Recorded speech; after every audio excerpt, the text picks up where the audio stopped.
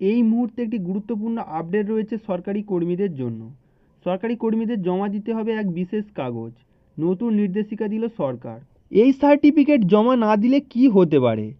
যে সকল কর্মচারী সততার শংসাপত্র জমা দিতে পারবেন না তারা পদোন্নতির জন্য যোগ্য হবেন না। অর্থাৎ শুধুমাত্র যারা শৃঙ্খলা, দায়িত্ব এবং সততার উচ্চ মান বজায় রাখেন তারাই তাদের কর্মজীবনে অগ্রসর হতে পারবেন। যারা এই মানগুলি পূরণ করেন না তাদের প্রমোশন ব্লক করাই নতুন নির্দেশের উদ্দেশ্য।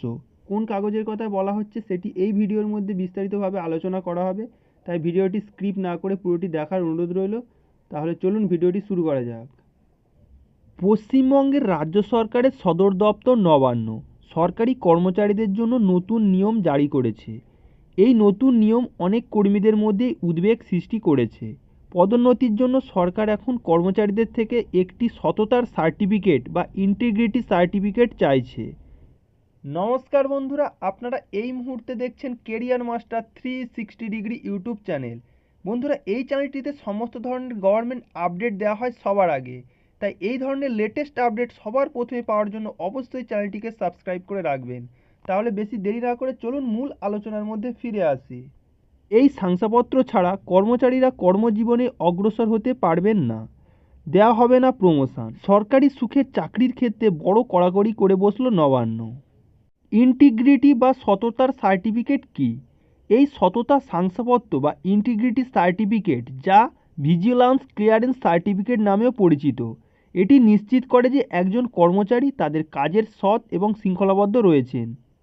এই সার্টিফিকেট বিভিন্ন কারণের উপর ভিত্তি করে তৈরি করা হয়, যার মধ্যে রয়েছে একজন কর্মচারী সময় মতো পৌঁছান কিনা, দায়িত্ব সঠিকভাবে পালন করেন কিনা এবং কাজের জন্য ঘুষ নেওয়া বা সুবিধা নেওয়ার মতো কোনো অনৈতিক কাজ এড়িয়ে চলেন কিনা, সবেরই প্রমাণ দেয় শংসাপত্রটি।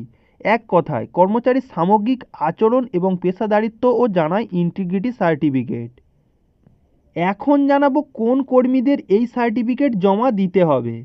অফিসার, গ্রুপ সি এবং গ্রুপ ডি কর্মচারী সহ রাজ্যের সমস্ত সরকারি কর্মচারীদের অবশ্যই এই নিয়ম অনুসরণ করতে হবে। এটি এমনকি কর্মচারীর পরিষেবা লগ বইতেও উল্লেখ করা হয়েছে। প্রতি বছর এই সার্টিফিকেট জমা দিতে হবে। আসলে অনেক কর্মচারী এতদিন সঠিকভাবে নিয়ম অনুসরণ করছিলেন না, যে কারণে সরকার এই নির্দেশিকা জারি করেছে। এই সার্টিফিকেট জমা না দিলে কি হতে পারে? যে সকল কর্মচারী সততার শংসাপত্র জমা দিতে পারবেন না তারা পদোন্নতির জন্য যোগ্য হবেন না। অর্থাৎ শুধুমাত্র যারা শৃঙ্খলা, দায়িত্ব এবং সততার উচ্চ মান বজায় রাখেন তারাই তাদের কর্মজীবনে অগ্রসর হতে পারবেন। কেন এই পরিবর্তন? সরকার এই ব্যবস্থা চালু করেছে কারণ এটি নিশ্চিত করতে চায় যে সমস্ত কর্মচারী একটি শক্তিশালী আচরণবিধি অনুসরণ করেন। যারা এই মানগুলি পূরণ করেন না তাদের প্রমোশন ব্লক করাই নতুন নির্দেশের উদ্দেশ্য।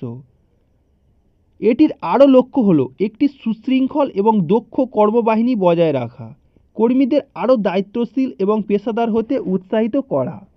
বন্ধুরা, প্রমোশন সংক্রান্ত এই নতুন আপডেটটি আপনাদের কেমন লাগলো অবশ্যই কমেন্ট করে জানাবেন।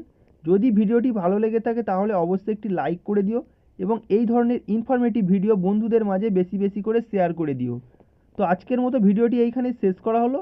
দেখা হচ্ছে নতুন কোনো ভিডিওতে। ধন্যবাদ।